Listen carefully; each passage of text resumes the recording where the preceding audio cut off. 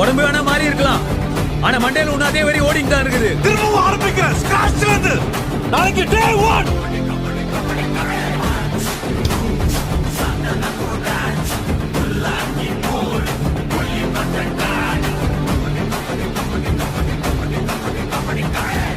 இந்த வாட்டி மிஸ் ஆகாதுல்ல?